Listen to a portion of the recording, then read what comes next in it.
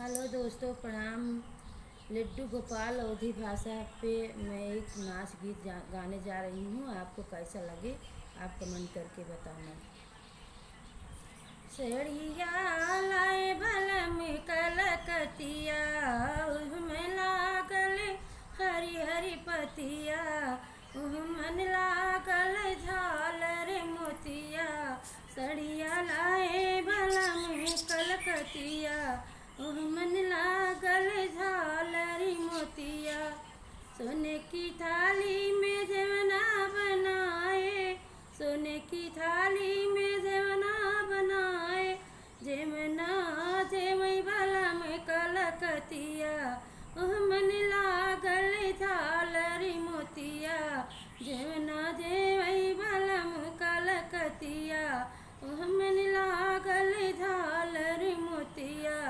सड़िया लाए भलम कलकतिया, मन लागल झालर मोतिया।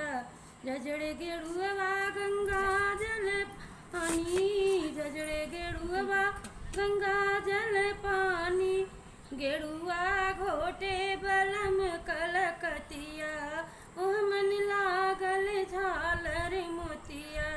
जमुना जे गेड़ुआ घोटे बलम कलकतिया, मन लागल झालर मोतिया। सड़िया लाए भलम कलकतिया, मन लागल झालर मोतिया। लवंग इलायची के बीरा जोराए, लवंग इलायची के बीरवा जोराए, बीरवा कुचई भलम कलकतिया, मन लागल झालर मोतिया। सड़िया लाए भलम कलकतिया, मन लागल झालर